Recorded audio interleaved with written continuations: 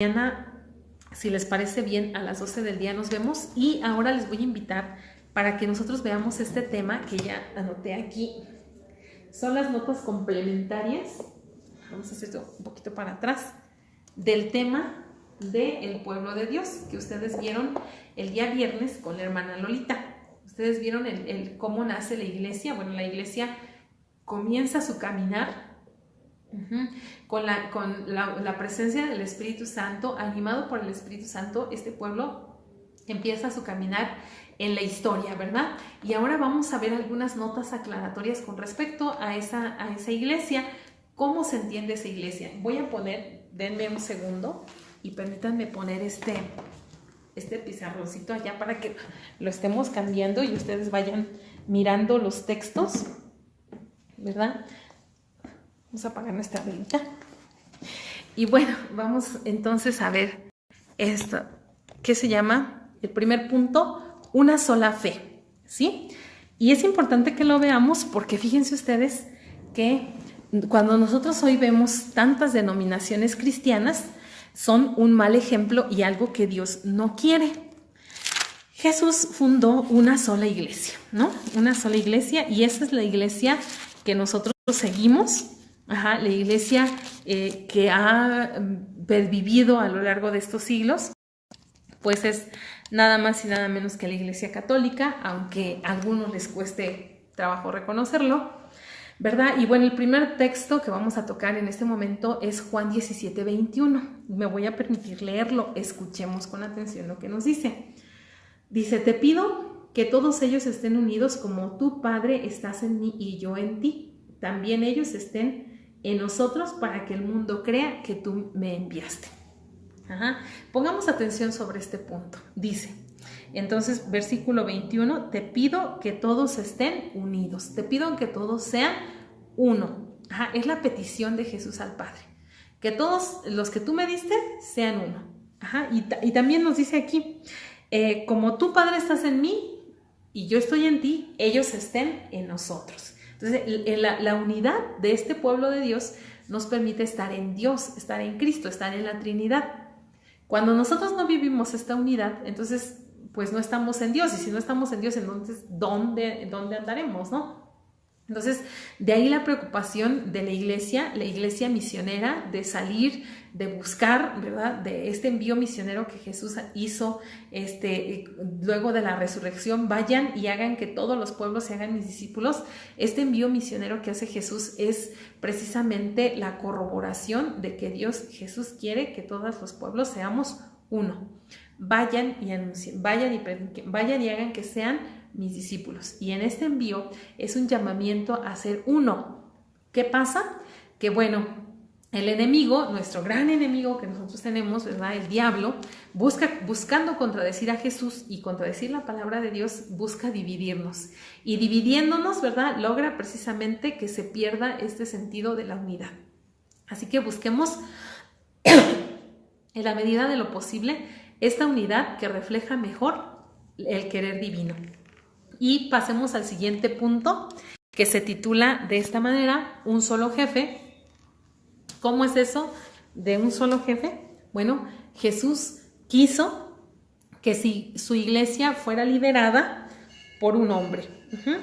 ¿Cómo lo sabemos, verdad? ¿De dónde sacaron los católicos eso de que tenemos que tener un solo jefe, que tenemos que tener un solo pastor? Bueno, vamos a tomar aquí esto que nos dice la palabra de Dios en el Evangelio de Mateo, capítulo 16, versículos del 18 al 19. Ustedes búsquenlo ahí, si tienen su Biblia, vamos a tomarlo ahí. Mateo 16, del 18 al 19, me voy a permitir leerlo y dice de la siguiente manera, dice: yo te digo que tú eres Pedro, y sobre esta piedra voy a construir mi iglesia, y ni siquiera el poder de la muerte podrá vencerla. Te daré las llaves del reino de los cielos, y lo que ates aquí en la tierra también quedará atado en el cielo, y lo que tú desates aquí en la tierra también quedará desatado en el cielo. Palabra de Dios. Te alabamos, Señor. Miren ustedes, los grupos que seguían a Jesús se distinguen de la siguiente manera. Estaba el grupo de los discípulos. Eran hombres, mujeres, seguramente jóvenes, niños, adultos. Entre los discípulos estaba su Santísima Madre, ¿verdad? Estaban también sus parientes cercanos que creían en él. Bueno, esos eran el grupo de los discípulos. Ajá, había un grupo menor, era el grupo de los 12. Perdón, sí, el grupo de los 12. Este grupo de los 12 es el grupo de los llamados apóstoles. Los discípulos son los que aprenden de Jesús, los apóstoles son los amigos íntimos, ¿sí? Y de entre esos amigos íntimos, bueno, de las palabras de Jesús, entonces Jesús se va a dirigir a los discípulos, es decir, al pueblo en general. Jesús va a hablar también a los apóstoles, y de entre los apóstoles le va a hablar de manera especial a uno, a Pedro. Lo que acabamos nosotros de leer son palabras que Jesús con exclusividad se las dijo a Pedro. Si Jesús vio bien tener un representante porque él ya no iba a estar, no lo quiso para ese momento, sino lo quiso para todos los tiempos. Y hay que entenderlo así, ¿verdad? No tendría sentido que solamente durante la vida de Pedro se buscara que fuera cabeza de la iglesia, sino que la iglesia misma, por su caminar, por su modo de anunciar el evangelio, necesitaba una cabeza.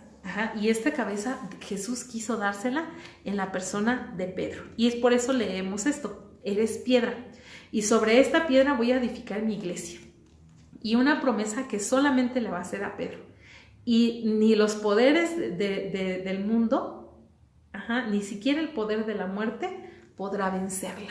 ¿Sí? Ni siquiera el poder de la muerte. Entonces, este poder que le da a Pedro, pues trascendía la muerte de Pedro y trasciende la muerte del pecado y trasciende la muerte. O sea, todas las disposiciones de Jesús son en miras a la vida. Entonces, Jesús no solamente querría un jefe para ese momento, sino para que procurara la vida y para que la muerte no dominara este pueblo. Ahora, miren lo que va a decir a continuación.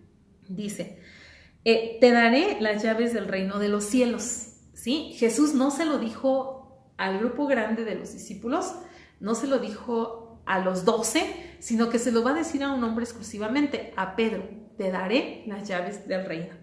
¿Sí? Y lo que tú ates en la tierra quedará atado en el cielo, y lo que desates en la tierra quedará también desatado en el cielo. Esta promesa de Jesús, ¿verdad?, sobre la persona de Pedro va a ser muy importante, porque Jesús le asegura una autoridad, ¿sí? Le sugiere un poder que Pedro va a tener.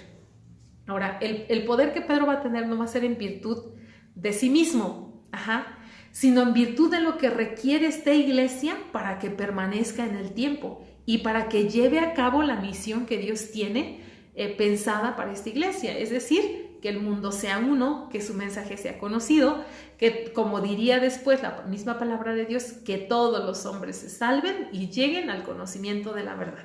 Ese es el querer divino. Entonces, para que esto se realice es necesario tener el grupo de los distinguidos. Que no, dijo el Papa Benedicto XVI, que el ejercicio del sacerdocio no es un poder, sino es un servicio.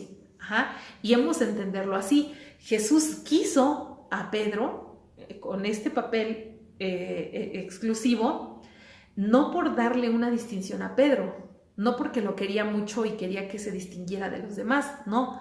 El querer de Dios es porque es con miras a la salvación de muchos, porque es el modo en que se puede así llegar a tener un solo pueblo.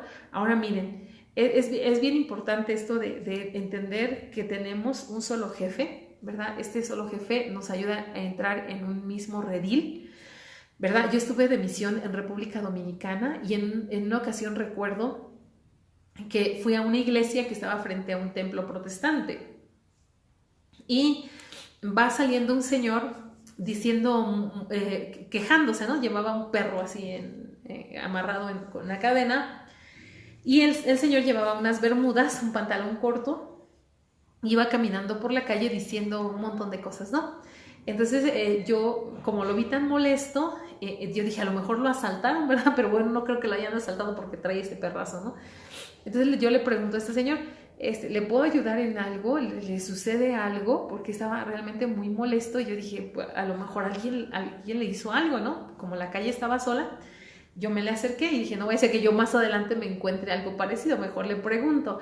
Entonces yo le pregunto a él, ¿le puedo ayudar en algo? ¿Le pasa algo? Y él me dice, no, he venido a este templo, y no voy a decir la denominación porque no se siente ofendido, dice, he venido a este templo y se supone que es igual, se llama igual que mi iglesia en Estados Unidos. Pero he venido aquí y no me han dejado entrar porque traigo pantalón corto y aquí no permiten entrar a los perros. Pero allá en Estados Unidos me dejan llegar así con el pantalón corto y puedo entrar a mi perro, ¿verdad? Entonces, fíjense, a lo mejor en pequeños detalles, ¿no? Pero él se daba cuenta de que esta iglesia no era la misma que en Estados Unidos. ¿Y qué queremos decir? Bueno, la garantía de tener un solo pastor es que nos unifica en las ideas. Nos unifica en la doctrina. Ayuda a que se sostenga la iglesia siendo una. De hecho, una institución que ha durado tantísimos años a lo largo desde Cristo para acá, pues ha sido la iglesia, ¿no? También el Estado con alta, ¿no? Los gobiernos, el gobierno de los pueblos también es algo que ha perdurado por todos estos siglos. ¿Por qué razón? Porque tienen una estructura, porque tienen una cabeza, porque hay alguien que custodia su permanencia en el tiempo. Y aún los estados, pues a veces han sido estados socialistas, a veces han sido estados capitalistas, a veces han sido de otro tipo de orientaciones, ¿no? El estado ha sido también la monarquía. Pero bueno, para decir, siempre se ha tenido una cabeza. Ahora, en el caso de la iglesia, se requiere esta cabeza. Y esta cabeza, Jesús la quiso dejar en Pedro. Y no por tenerlo como mejor que los demás, sino como una necesidad para que su iglesia caminase con seguridad. Y otro texto también lo encontramos aquí mismo, en Mateo 16, 13 al 16, y voy a leerlo, escuchen con atención. Cuando Jesús llegó a la región de Cesarea de Filipo, preguntó a sus discípulos, ¿quién dice la gente que es el Hijo del Hombre? Ellos contestaron, algunos dicen que es Juan el Bautista, otros dicen que eres Elías, o otros que Jeremías, o que algún otro profeta. ¿Y ustedes quién dicen que soy yo?, preguntó Jesús. Simón Pedro le respondió, tú eres el Hijo de Dios, tú eres el Mesías. Entonces Jesús le dijo, dichoso tú, Simón Pedro, hijo de Jonás, porque esto no lo conociste por medios humanos, sino te lo fue revelado por mi Padre. Palabra de Dios. Te alabamos, Señor. Entonces vemos aquí, ¿verdad?, esta confirmación de lo que hemos dicho. No fue la compasión, no fue el cariño por Pedro que el Señor le tenía, que seguramente le tuvo compasión y le tuvo cariño, ¿verdad? Pero no fue eso lo que hizo de Pedro el jefe de esta iglesia, era la necesidad que se tenía, ¿no? Y Jesús quiso que este hombre hiciera un acto de fe, ¿sí? Y pregunta, ¿quién dice la gente que soy yo? Bueno, unos dicen que es Juan el Bautista, otros que eres Elías, y ustedes, ¿quién dicen que soy yo? Entonces Pedro toma la iniciativa y dice, tú eres el Mesías, tú eres el Hijo de Dios, ¿sí? Y Jesús reconoce en Pedro que hay una inspiración divina, ¿no? Dichoso tú, Pedro, porque eso no te lo dijo la carne, esto no te lo dijo la sangre, esto te lo ha inspirado el Espíritu Santo. Entonces, Pedro será un hombre, sí, con debilidades, sí, con sus miserias, ¿verdad? Pero también será un hombre que se deja iluminar y llevar por el Espíritu Santo, ¿no? De ahí que también del Papa se llegue a decir, ¿verdad? El Papa puede errar en conducta, puede errar en cuanto a opinión, pero en cuanto a verdades reveladas de la fe, no hierra, ¿verdad? No se equivoca, no comete falta, porque incluso, ¿verdad?, nosotros nos damos cuenta, históricamente los papas no han sido herejes, ¿no? Han surgido herejías en tiempos de los papas, pero los papas no han caído en herejía. Y esto es curioso, porque varios de los papas incluso han tenido una historia fea, ¿no? Una historia negra en la iglesia.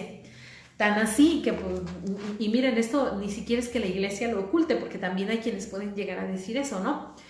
Es que ha habido papas malos y la iglesia no quiere que te enteres. No es cierto. La iglesia ha ido reportando su propia historia. La iglesia ha sido testiga de su propia historia y no se ha ahorrado tinta para poner por escrito estas miserias de la iglesia, ¿no? Tan es así que llegaron a haber épocas en la historia en donde los historiadores más grandes, las bibliotecas más grandes y los documentos más reveladores han estado en manos de esta iglesia, y la iglesia no se ha deshecho de ellos. La iglesia los ha conservado y los mantiene como parte de su historia. Entonces, la misma miseria de la iglesia, pues ella misma lo reporta, ¿no? Entonces, para decir cómo esta iglesia yerma, se equivoca, es humana, tiene faltas, pero hay una asistencia del Espíritu Santo en la cabeza. Y de eso podemos dar testimonio. Los papas se han equivocado, han tenido miserias, han sido pecadores, pero también es verdad, en cuestión de doctrina no se han equivocado.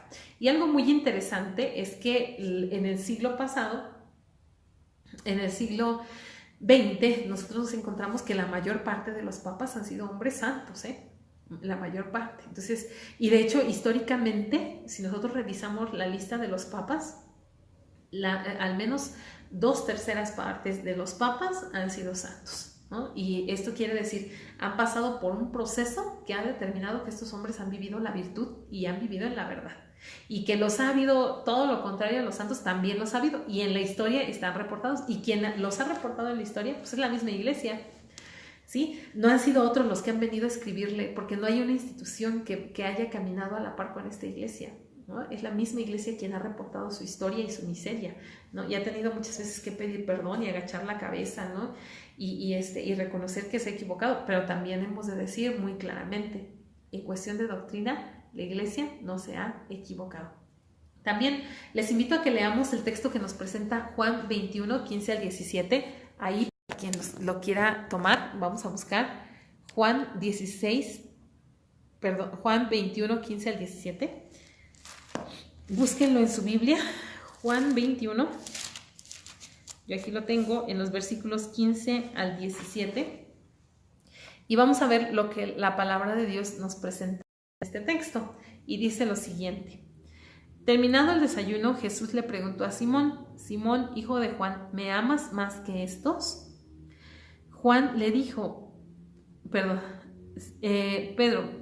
le contestó, sí, Señor, tú sabes que te quiero.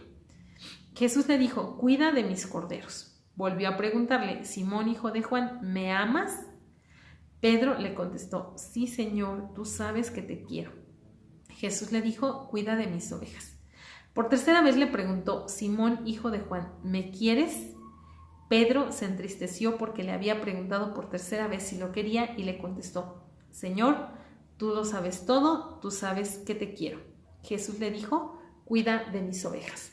Palabra de Dios. Te alabamos, Señor. Este texto, ¿verdad?, nos presenta a nosotros esta vocación de Pedro, confirmada por el amor. Y hay que decir eso, ¿verdad? Jesús quiso dejar como líder de su iglesia a un hombre que sabe amar, ¿verdad? A un hombre que sabe decir sí a los proyectos de Dios. Y esto que le dice, cuida de mis ovejas. Pedro, ¿me amas? Sí, Señor, tú sabes que ¿me amas? Sí, Señor. Pedro, ¿me amas? Tú lo sabes todo. Miren ustedes, esta triple confesión de amor, ¿verdad?, contrasta con las 3 veces que Pedro lo había negado. Pero también hemos de decir algo importante, y es que el fundamento de la vocación de Pedro está en el amor a Dios. Los mejores líderes en la iglesia no son los más preparados ni los que han sido mucho más listos para hacer sus estudios, sino que los mejores líderes de la iglesia pues han sido los que aman a Dios. Hoy por hoy, ¿verdad? Y cada día, ¿verdad?, es un mejor líder en la iglesia el que ama a Dios. Incluso pues, si tú eres agente de pastoral o yo, ¿verdad?, o los que estamos aquí, si queremos otorgarle un servicio a la iglesia, hemos de amar primero a Jesús como persona. Eso lo va a decir también el Papa Benedicto, ¿no? Jesús es más que una doctrina, Jesús es una persona, y una persona, dice el Papa Benedicto, una persona fascinante, o sea, de una personalidad que te gusta, ¿no? Nosotros hemos conocido quizá a gente muy carismática con la que nos gusta compartir ideas, ideales, pláticas, ¿verdad?, charlas en donde nos podemos enriquecer mutuamente.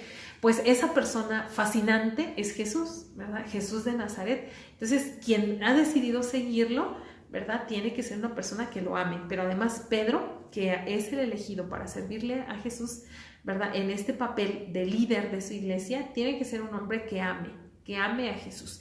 Y todo su servicio se va a relacionar en torno a este amor. Ahora miren también otro texto que nos ayuda, y no son los únicos, aunque hoy hemos reportado estos 4, pero les invito a que veamos ahí quedó mi dedo, ¿verdad? Este último texto, que es el texto de Lucas 22, 31 al 32, en el que también se corrobora esta misión que Jesús le deja de manera específica a Pedro. No está hablando a la multitud ni está hablando para los 12, sino que estas palabras son exclusivamente para Pedro. Y dice de la siguiente manera, Lucas 22, 31 al 32. Escuchen. Lucas 22, 31 al 32. Y dice así: dijo también el Señor: Simón, Simón, mira que Satanás los ha pedido a ustedes para sacudirlos como si fueran trigo. Pero yo he rogado por ti para que no te falte la fe. Y tú, cuando hayas vuelto a mí, ayuda a tus hermanos a permanecer firmes. Palabra de Dios. Te alabamos, Señor. Fíjense ustedes, esta lección. Jesús le dijo: Simón, mira, Satanás ha pedido permiso para sacudirlos a ustedes como si fueran trigo. El enemigo iba a venir a sacudir al rebaño, iba a venir a darle un zarandeo a esta iglesia, ¿no? Y le dice, Jesús se lo advierte a Pedro, y se le ha permitido al demonio hacer eso, pero yo he rogado para que tú no faltes en la fe, para que la fe a ti no te falte. Y una vez que hayas vuelto hacia mí, confirma a tus hermanos. Entonces, es lo que decimos, ¿verdad? O sea, Jesús quiso tener un jefe en miras al bien de este pueblo, ¿sí? Jesús necesitaba a alguien que lo representara a él y eligió a un hombre al que él iba a sostener e iba a dirigir. Las palabras que nosotros le damos actualmente a Pedro es el de Papa, que significa padre y pastor. También le decimos vicario de Cristo, porque vicario significa el que hace las veces de Cristo. Entonces al Papa también le decimos vicario de Cristo. También se le dice su santidad, ¿verdad? Entendiendo que no que ya sean santos, sino que es una manera de afirmarle al Papa que creemos en la santidad de su persona, porque el Espíritu Santo no se equivoca, el Espíritu Santo no nos daría algo que nos dañara, y si en algún momento de la historia el Señor ha permitido que los papas hierren en conducta, ¿verdad? También ha sido para sacar grande provecho para el pueblo de Dios. Entonces, esto de ha pedido permiso para sacudirlos, pues es una expresión de mucha fuerza, ¿verdad? Para Pedro y también para el pueblo, porque hay que decir que la iglesia también ha pasado por grandes sacudidas, ¿verdad? Y se ha llevado precisamente la necesidad de tener un dirigente máximo como lo es el Papa. Y también vamos a ver este punto: una sola fe. Nosotros tenemos una sola fe, tenemos que creer en una sola fe, y les invito a ustedes para que busquemos la carta a los Efesios, capítulo 4, versículos del 5 al 6. En la carta a los Efesios, capítulo 4, versículos del 5 al 6, nosotros vamos a encontrar este texto que nos habla del llamado a tener una sola fe. Eso de estar brincando de una iglesia a otra no es de Dios, y sobre todo no nos ayuda para vivir bien nuestra fe. En esta ocasión estoy tomando el curso de este libro, Dios ama a los hombres. Es también el libro de Descubriendo las riquezas de Cristo, pero en este vienen solamente 2 cursos, y en el Descubriendo las riquezas de Cristo vienen 5, ¿verdad? Entonces vamos a leer lo que dice Efesios 4, del 5 al 6, nos dice lo siguiente. Me permito leerlo y dice así: hay un solo Señor, una sola fe, un solo bautismo. Y hay un solo Dios y Padre de todos, que está sobre todos, actúa por medio de todos y está en todos. Palabra de Dios. Te alabamos, Señor. Es la afirmación de San Pablo a los Efesios, ¿sí? Hay un solo Dios y Padre de todos. Hay un solo Señor, Dios, Jesucristo, una sola fe, un solo bautismo.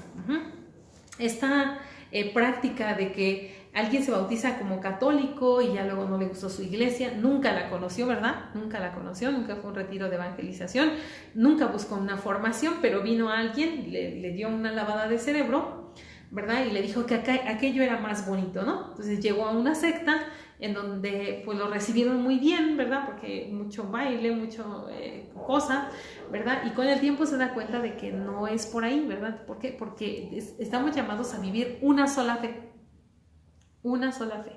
¿sí? La fe en Jesucristo, ¿sí? De una sola manera, ¿verdad? Dice un solo bautismo, ajá, este bautismo válido en nuestra iglesia católica, este bautismo que nos da la integridad de hijos de Dios, ya lo veremos en el cuarto curso cuando lleguemos a ese punto, ¿verdad? Pero es este bautismo que nos hace parte de un solo pueblo, nos hace parte de una sola iglesia y nos constituye hijos de Dios, herederos del reino de los cielos, templos vivos del Espíritu Santo, y solamente es este sacramento, este bautismo. Como bien lo dice la carta a los Efesios, es un solo bautismo, una sola fe, un solo Señor y Padre de todos. No podemos estar brincando de un lado para otro porque perdemos el sentido de la unidad en esta fe. También es la primera carta a los Corintios en la teología, que le llaman así, la teología del cuerpo místico, en donde nosotros encontramos también esta idea de ser un solo cuerpo. Les invito a que busquemos la carta a los Corintios, capítulo 12, versículos del 12 al 13, primera de Corintios 12, del 12 al 13, y dice lo siguiente: el cuerpo humano, aunque está formado de muchos miembros, es uno solo, así también Cristo. Y de la misma manera, todos nosotros, judíos y no judíos, esclavos o libres, fuimos bautizados para formar un solo cuerpo, por medio de un solo espíritu. Y a todos se nos dio a beber de un solo espíritu. Un cuerpo no se compone de un solo miembro, sino de muchos. Y si el pie dijera, yo no soy mano y no soy del cuerpo, no por eso dejaría de ser del cuerpo. Palabra de Dios. Te alabamos, Señor. Muy bien. En este texto nosotros encontramos esta idea que seguramente muchos conocemos.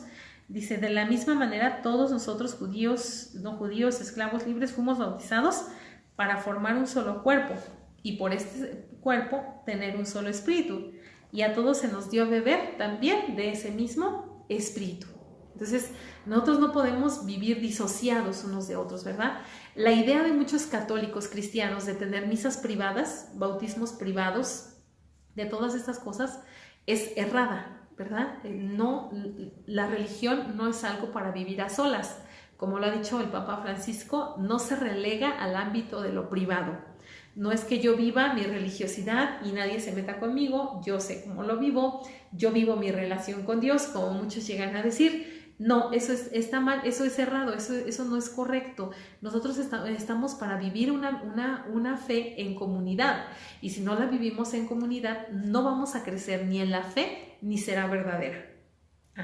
Nos estaremos autoengañando, ¿no? Muy seguramente, ¿verdad? Yo dudo mucho de esas espiritualidades que son tan personalistas, que no le permitimos a otro que sea parte de nuestra espiritualidad, o que no queremos recibir el mensaje de nadie más porque ya entendemos que ya lo sabemos, ya lo conocemos, yo me basto a mí mismo.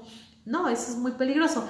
Es tan peligroso como el que se aleja de la fe y piensa que, híjole, mi mamá se quedó católica, pobre ignorante, ¿verdad? ¿Qué hace allá en esa iglesia de los perdidos? Lo bueno es que yo ya me hice testiga de Jehová, cristiana, evangélica o lo que sea, mormona, porque yo sí me voy a salvar. No es la mentalidad católica cristiana, no es de esa manera, ¿verdad? La mentalidad cristiana es: somos un solo cuerpo, trabajamos, nos movemos, hacemos apostolado para llegar a la unidad de este solo cuerpo, y si no es así, pues no estaremos cumpliendo el mandato de Jesús de vayan y hagan que todos sean mis discípulos, ¿no? El enemigo se mete la cola y está ahí, ¿verdad? Dividiendo a la iglesia para contradecir el mandato de Cristo. Los más débiles, los menos formados, los resentidos, los que no aceptaron el mensaje de la palabra de Dios, son los que muchas veces se van allá y terminan dándole patadas a la verdadera iglesia, a la iglesia de Cristo. Así que si tú eres católico, yo soy católica, ¿verdad? Vivamos nuestra sola fe y vivámosla dentro de nuestra iglesia, ¿no? No podemos disociarnos de esta realidad, y ojalá que podamos vivir una total adhesión a Cristo, de tal manera que vivamos nuestra espiritualidad cristiana en donde estemos. Y tal como hemos empezado nuestro discurso, ¿verdad? Yo les decía, el mejor ciudadano en los primeros siglos era el cristiano.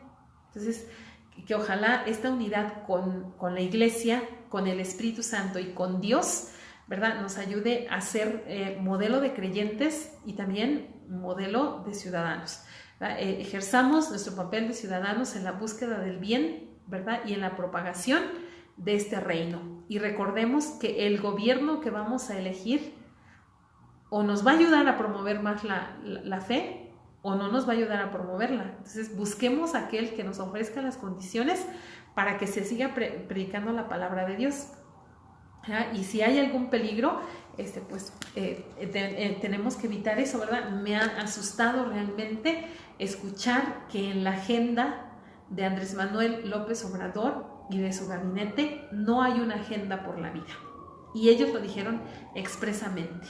Nosotros, sobre nuestro cadáver, legislar a favor de la vida. Eso lo dijeron. Y el que está en contra de la vida está en contra de Cristo. Y nosotros, cristianos católicos, no nos podríamos decir verdaderos cristianos si no hacemos una elección por la vida. Esto de no tenemos una agenda por la vida es una amenaza. Y si no lo sabemos reconocer, es algo serio. Ahora, también yo les pediría que respeten mi postura, que no es la de una persona política, sino la de una persona que predica la palabra de Dios. En cada época ha habido profetas, en cada época ha habido quienes han orientado y también en cada época hay quienes no han querido escuchar. Entonces, nosotros seguiremos anunciando, seguiremos predicando, seguiremos diciendo lo que es correcto y lo que puede favorecer la fe de la gente, ¿verdad? Y si alguien lo quiere seguir, adelante. Y si no lo quiere seguir, viviremos juntos las consecuencias de nuestras malas decisiones y escribiremos nuestra propia historia, pero ojalá que no sea la historia, ¿verdad?, de mayores muertes, de mayor inestabilidad, porque créanme, sí podemos llegar a estar peor. Yo soy de las personas que lloro, ¿verdad?, cuando me toca salir a la calle y veo tanta gente vendiendo en los semáforos. Yo he vendido en los semáforos, yo he llevado la revista a los semáforos. En el 2003, 2004, fue la primera vez que nos tocó llevar la revista a los semáforos. Me tocó a una servidora y a otra de las hermanas, servidora de la palabra, que es la hermana Saraí, actualmente está en Celaya. Nos tocó ir por primera vez a pararnos en las esquinas para ofrecer nuestra revista Inquietud Nueva, y créanme, sé lo que se siente estar 8 horas en un semáforo difundiendo y llevando la palabra de Dios, afortunadamente. Pero me imagino también lo que será trabajar en un semáforo, porque es la única manera de llevar el sustento a la familia. Entonces nos ha tocado también caminar llevando nuestra evangelización de casa en casa, sentir el calor, ¿verdad?, vivir la fuerza de este calor, y me ha tocado ver a nuestros hermanos que van cargando su madera, sus cositas que venden de casa en casa también. Y también he sentido con este pueblo el dolor de muchas veces que no nos vaya bien, ¿verdad? Y por supuesto soy solidaria con ese sentir de la gente, y precisamente por eso no me gustaría que llegáramos a estar peor. La izquierda sí representa una amenaza y ojalá que lo tomemos en serio, y no quiere decir que el otro sea mejor, no quiere decir que los otros sean los buenos y este sea el malo. Estamos en una sociedad que ha desechado a Cristo de su historia, que ha querido quitar a Cristo de su vida. Y nadie como México lo ha vivido. En otros países de América Latina se permite la enseñanza de la religión en las escuelas sin ningún peligro. En México, desde hace varias décadas, se quitó como un estorbo, se persiguió y se ridiculizó esta iglesia. Y no pretendamos tener una sociedad sana si hemos descartado de nuestra vida a Jesucristo. Porque todo el que se aleja de Dios vivirá las consecuencias de esta separación. No hay buenos, pero sí podemos elegir al que ponga las condiciones más nobles para que sigamos llevando este anuncio de la palabra. Y sobre todo, vamos a comprometernos cada uno de nosotros a no caer en corrupción, a buscar el bien, a obrar con la verdad. Y bueno, espero no recibir muchos ataques por esto. No es opinión, no se lo estoy diciendo como, yo opino esto, ¿verdad? Se lo estoy diciendo como una persona de fe y como una persona que conoce su historia y que también siente el temor ante el futuro que nos espera y que seguirá aquí evangelizando hasta donde más se pueda, porque ese es el mandato de Jesucristo y el deber de todo cristiano. Muchísimas gracias, nos vemos mañana a las 12 del día para el resto del Ángelus y responder algunas preguntas que ustedes quieran hacer. Buenas noches, dejen que Dios ilumine su vida.